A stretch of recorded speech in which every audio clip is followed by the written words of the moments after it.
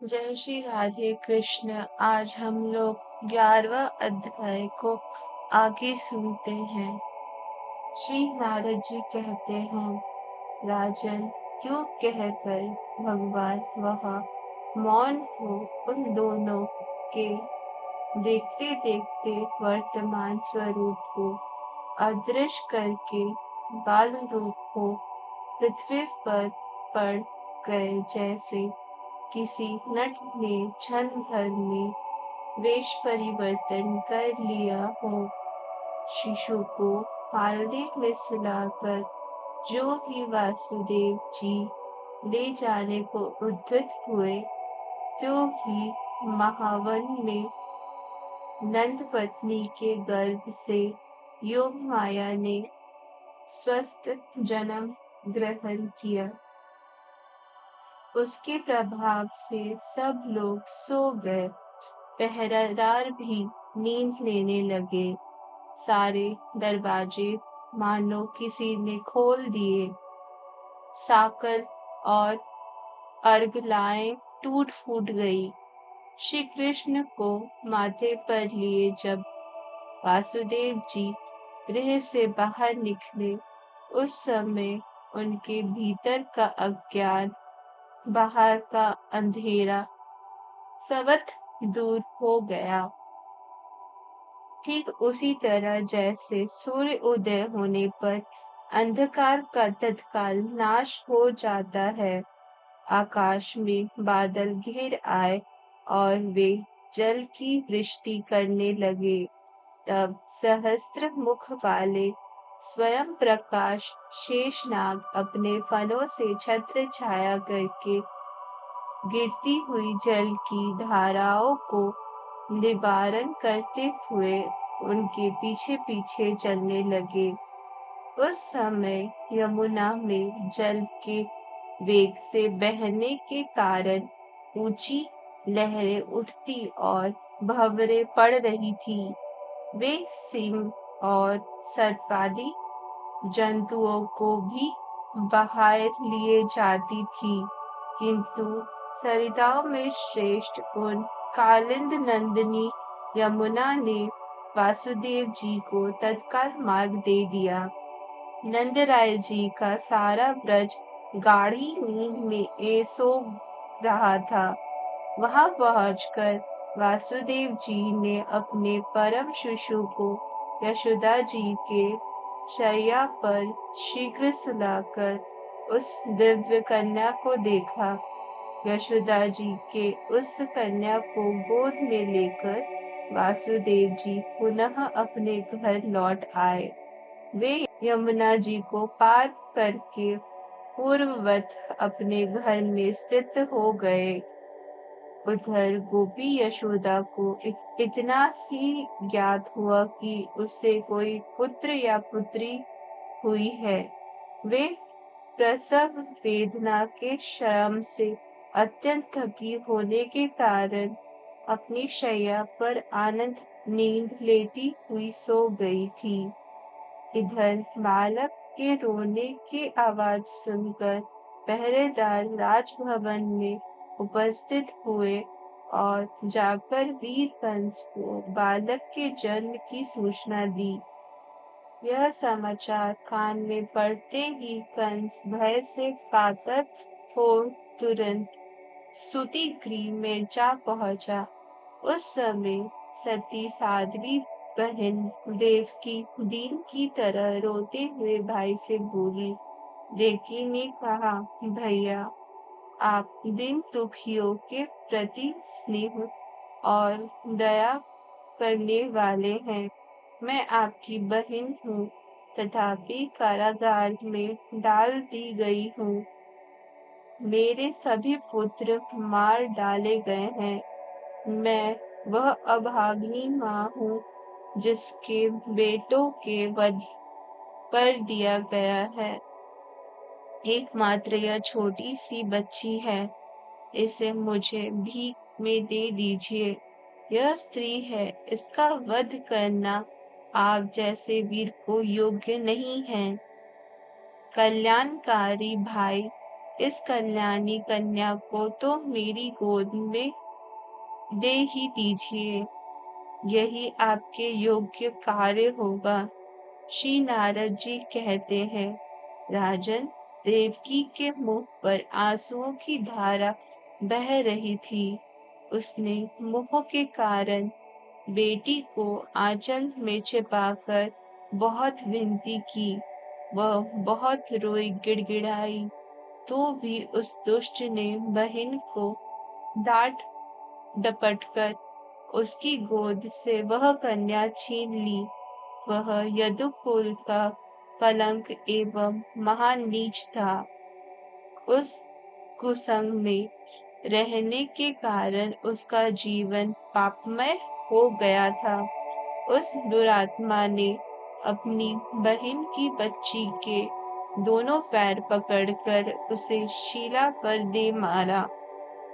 वह कन्या साक्षात योग माया का अवतार देवी अंशा थी।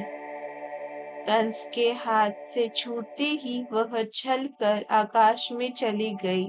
सहस्त्र अश्वों से जूते हुए दिव्य शतपत्र रथ पर जा बैठी। वहां चंवर डुलाए जा रहे थे। उस शुभ्र रथ पर बैठकर वह दिव्य रूप धारण किए दृष्टिगोचर हुई। उसके 8 भुजाएं थीं और सब में आयुध शोभा पा रहे थे।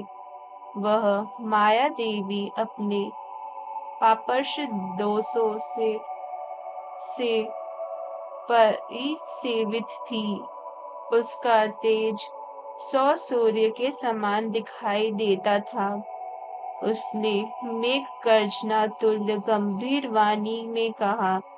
श्री योग माया बोली, कंस, तुझे मारने वाले परिपूर्णतम परमात्मा साक्षात भगवान श्री कृष्ण तो कहीं और जगह अवतरित हो गए। इस दिन देवकी को तू व्यर्थ दुख दे रहा है। श्री नारद जी कहते हैं, राजन, उससे योग कहकर भगवती योग माया विंध्य पर्वत पर चली गई। वहां वे अनेक नामों से प्रसिद्ध हुई। योग माया की उत्तम बात सुनकर कंस को बड़ा आश्चर्य हुआ। उसने देवकी और वासुदेव को तत्काल बंधन मुक्त कर दिया। कंस ने कहा, बहन और बहनोई वासुदेव जी, मैं पाप आत्मा हूँ। मेरे कर्म पापमय हैं।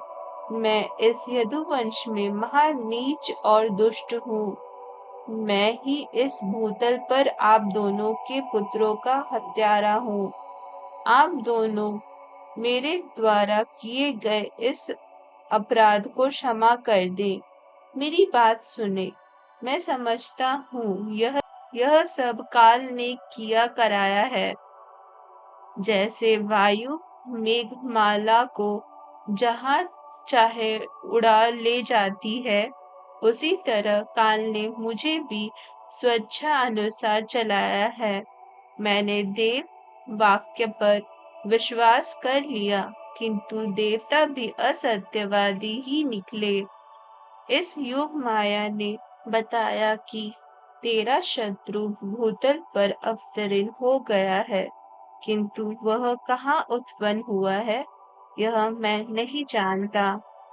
श्री नारद जी कहते हैं, राजन, यो कहकर कंस बहन और बहनोई के चरणों पर गिर पड़ा और फूट फूट कर रोने लगा। उसके मुंह पर अश्रुधारा बह चली। उसने उन दोनों के प्रति सौहार्द अत्यंत स्नेह दिखाते हुए उनकी बड़ी सेवा की। अहो परिपूर्णतम प्रभु श्री कृष्णचंद्र के दयादान दक्ष कटाक्षों से भूतल पर क्या नहीं हो सकता। तदंतर प्रातःकाल दुरात्मा कंस ने प्रलंब आदि बड़े बड़े असुरों को बुलाया और योग माया ने जो कुछ कहा था वह सब उसने कह सुनाया। कंस ने कहा, मित्रों, जैसे कि योग माया ने बताया है, मेरा विनाश करने वाला शत्रु पृथ्वी पर कहीं उत्पन्न हो चुका है। अतः तुम लोग जो 10 दिन के भीतर उत्पन्न हुए हैं और जिनको जन्म लिए 10 से अधिक दिन निकल गए हैं, उन समस्त बालकों को मार डालो। दैत्यों ने कहा, महाराज, जब आप द्वंद्व युद्ध में उतरे थे, उस समय रणभूमि में आपके चढ़ाए हुए धनुष की टंटकार सुनकर सब देवता भाग खड़े हुए थे। फिर उन्हीं से आप भय क्यों मान रहे हैं? गौ, ब्राह्मण, साधु, वेद, देवता तथा धर्म और यज्ञ आदि जो दूसरे तत्व हैं, वे ही भगवान विष्णु के शरीर माने गए हैं। इन सब के विनाश में दैत्यों का बल ही सामर्थ्य माना गया है। यदि महाविष्णु, जो आपका शत्रु है, इस पृथ्वी पर उत्पन्न हुआ है, तो उसके वध का यही उपाय है कि गौ, ब्राह्मण आदि की विशेष रूप से हिंसा का अभिमान चलाया जाए। श्री नारद जी कहते हैं, राजन, कंस ने दैत्य को यह करने की आज्ञा दे दी। इस प्रकार उसका आदेश पाकर वे महान उद्भट दुष्ट दैत्य आकाश में उड़ चले और गौ, ब्राह्मण आदि को पीड़ा देने तथा नवजात बालकों की हत्या करने लगे। समुद्र पर्यंत समस्त भूमंडल में वे इच्छा अनुसार रूप धारण करने वाले दैत्य सर्पों और चूहों की तरह घर घर में घुसने और विचरने लगे। उद्भट दैत्य तो स्वभाव से ही कुमार्गामी ही होते हैं, उस पर भी उन्हें कंस की ओर से प्रेरणा प्राप्त हो गई थी। एक तो बंदर, फिर वह शराब पी ले और उस पर भी उसे बिच्छू डंक मार दे, तो उसकी चपलता के लिए क्या कहना। यही दशा उन दैत्यों की थी। वे भूतग्रस्त से हो गए थे। विदेह कुल नंदन, मैथिल नरेश, विष्णु भक्त, धर्म आत्माओं में मुख्य, परम तपस्वी, प्रतापी, अंगराज, बहुलाश्व जनक, भूमंडल पर साधु संतों की यह अवहेलना धर्म, अर्थ, काम और मोक्ष, इन चारों पुरुषार्थों का संपूर्ण नाश कर देती है। इस प्रकार श्री गर्ग संहिता में गोलोक खंड के अंतर्गत नारद बहुलाश्व संवाद में श्री कृष्ण जन्म वृत्तांत का वर्णन नामक 11वां अध्याय पूरा हुआ। धन्यवाद। जय श्री राधे कृष्ण।